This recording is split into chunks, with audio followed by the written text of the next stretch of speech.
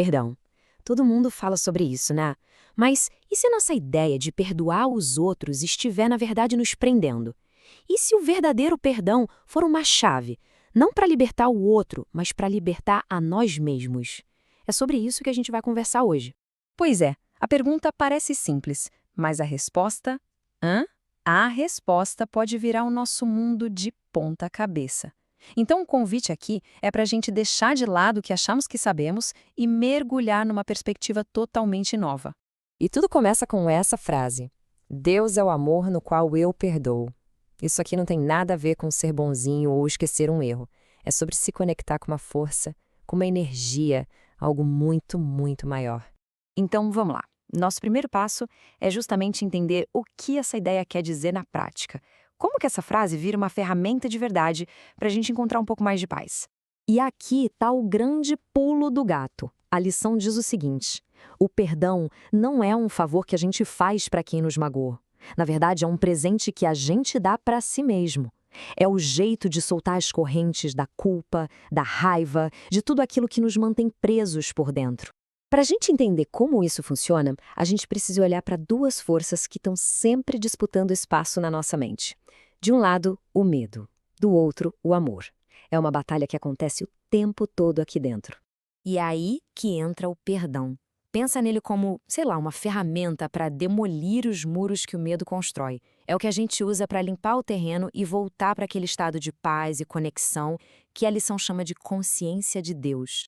A lógica por trás disso é fascinante. Se a fonte de tudo é amor puro, um amor que não julga, que não aponta o dedo, então, na realidade mesmo, não existe nada a ser perdoado. O perdão só faz sentido aqui, no nosso mundo mental, nesse filme de ilusões que a gente cria.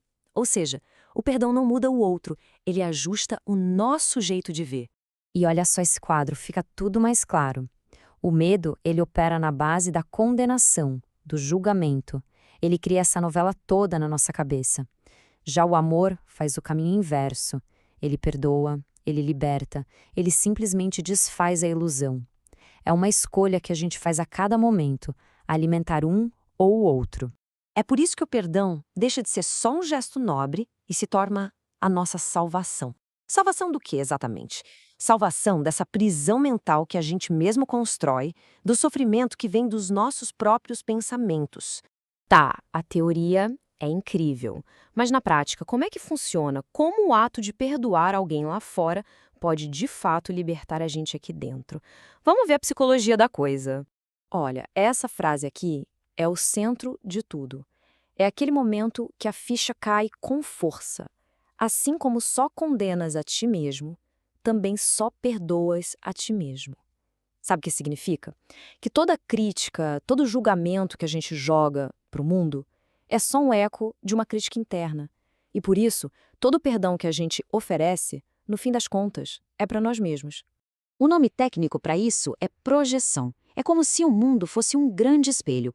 Aquilo que mais irrita na outra pessoa, geralmente, é um reflexo de algo que a gente não aceita em nós. Então, julgar o outro é, na verdade, se julgar. E perdoar o outro é limpar esse espelho, é retirar a nossa projeção e finalmente se libertar daquele peso. Bem poderoso, não é? Mas teoria sem prática não adianta muito. Então agora a gente vai para o guia prático. Chega de porquês e vamos direto para o como fazer, um passo a passo bem claro.